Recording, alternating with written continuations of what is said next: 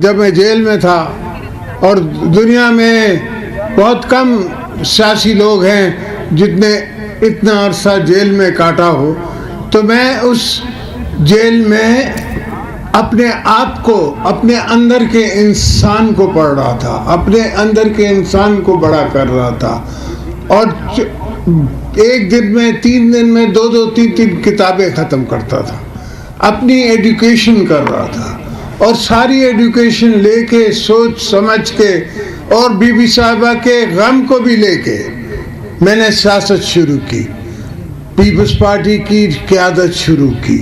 آج آپ کو میں بتاؤں کہ آج میری شادی کی سالگرہ ہے،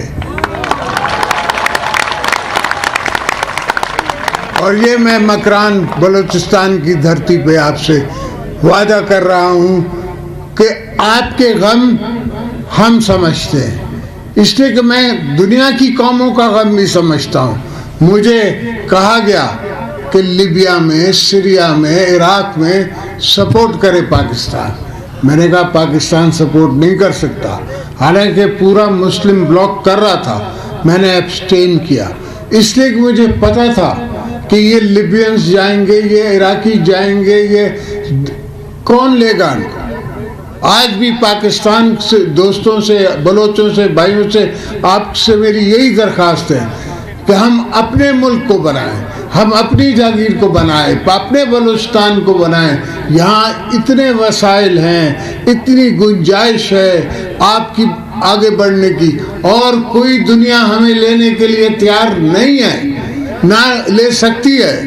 کوئی قوم افورڈ ہی نہیں کر سکتی کہ کسی اور قوم کو اپنے پر نازل کرے۔ ہم نے افغانوں کی 5 سال، 10 سال، 40 سال ان کی مہمان نوازی کی ہے۔ آج بھی افغان ہمارا بھائی نہیں بن رہا، وہ ہم سے پیار نہیں کر رہا، اس کے باوجود کہ ہم نے اس کو 40 سال مہمان بنا کے رکھا ہے۔ تو یہ سوچیں کہ یہ ہمارا ہی ماحول ہے، اسی ماحول میں ہم نے آپ کو بڑا کرنا ہے، اور اسی ماحول میں ہم بڑے ہوئے ہیں۔ ہم نے دیکھا ہے کیا کیا تاریخ نے کیا ہے۔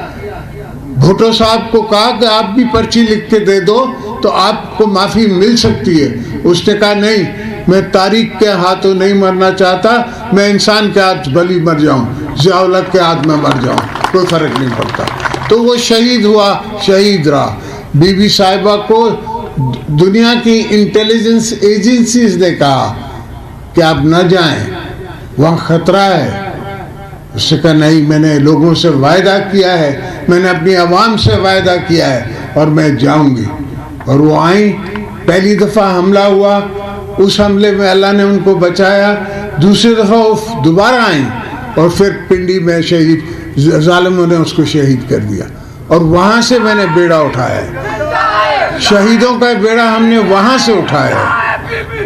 اور ہم ہمیشہ، جب بلوچستان کی حکومت تھی اور پیپلز پارٹی کی حکومت تھی، میں ان کو بول بول کے تھک جاتا تھا، میری سنتے نہیں تھے، اتنا خوف تھا کہ بات کرنے کے لیے تیار نہیں تھے فیڈریشن سے۔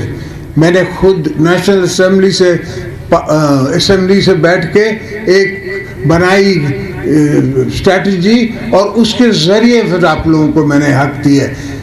میں نے خود بلا کے رضا ربانی کو کہا کہ میرے پاورز لو، اس نے نہیں کہا مجھے، میرا اپنا پرائم منسٹر تھا، ساری حکومتیں میری تھی، مجھے کون کہہ سکتا تھا کہ تو پار دے؟ میں نے خود کہا پاور لو، اس لیے کہ میری نظر تاریخ پہ تھی کہ تاریخ میرے لیے کیا لکھے گی، کیا کہے گی۔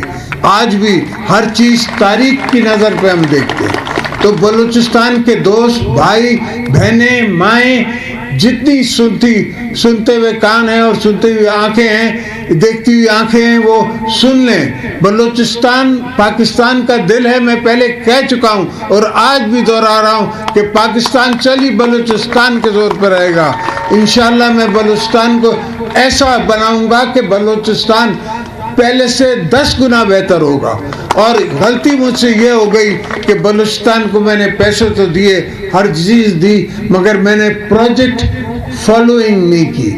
اس دفعہ جو میں بلوچستان کے لیے کروں گا اس کے ساتھ ساتھ میں فالو اپ کروں گا، فالو اپ کر کے خود دیکھوں گا کہ ہسپتال کی چھت بنی ہے، راستہ کتنے میل بنا ہے، لائننگ کینالز کی کتنی ہوئی ہے، اس لیے کہ آپ کے پاس جو پانی آتا ہے اس کی لائننگ نہیں ہے. ہم نے سندھ میں 40% اپنے واٹر کورسز کی کینالز کی لائننگ کرا دی ہے تاکہ پانی جلدی پہنچ سکے. جہاں پہلے آبادی ہوتی نہیں تھی، ہزار ایکڑ کے زمیندار جو ہیں وہ لکڑی کاٹ کے گزارا کرتے تھے، اب وہ کمان اگا رہے ہیں.